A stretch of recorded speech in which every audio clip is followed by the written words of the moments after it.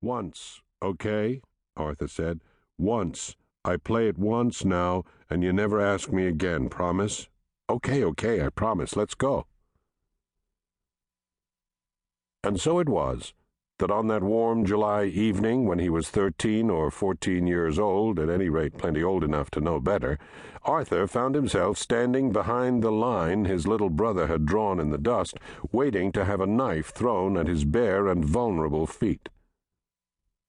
The dust felt hot, warmer than the air, and soft as talcum powder. It puffed up between his toes every time he took a step, and turned them a pale and ghostly gray. Arthur's feet were broad and meaty with red raw patches from his heavy farm boots. Jake's feet were long and thin, delicate and blue-veined. Jake didn't wear farm boots much.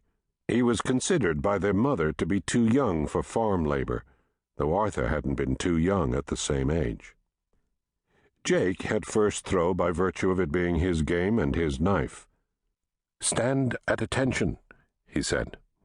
His eyes were fixed on Arthur's left foot, and he spoke in a hushed voice.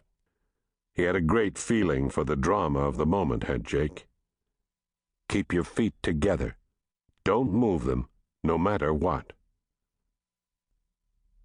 He took the knife by the blade and began swinging it loosely between finger and thumb. His forefinger rested easily in the blood runnel. He seemed scarcely to be holding the knife at all. Arthur watched the blade. In spite of himself, he felt his left foot curl inward. "Keep it still," Jake said. "I'm warning you." Arthur forced his foot to lie flat. The thought came into his mind, not drifting gently in, but appearing suddenly fully formed like a cold, hard, round little pebble, that Jake hated him. The thought had never occurred to him before, but suddenly there it was, though he couldn't imagine a reason. Surely he was the one who should have done the hating. The knife swung for a minute more, and then in one swift, graceful movement Jake lifted his arm and threw, and the blade circled, drawing swift, shining arcs in the air, and then buried itself deeply in the ground a couple of inches from the outside edge of Arthur's foot. A beautiful throw. Jake's eyes left the ground, and he grinned at Arthur. "That's one," he said. "Your turn. Move your foot out to the knife." Arthur moved his foot outward to the edge of the knife and drew the blade from the ground. The skin on the top of his left foot was stinging, though nothing had touched it. He straightened up. Jake stood facing him, still grinning, arms at his sides, feet together, eyes bright, excited, but without fear. Without fear because, and Arthur saw this suddenly too, Jake knew that Arthur would never risk throwing really close.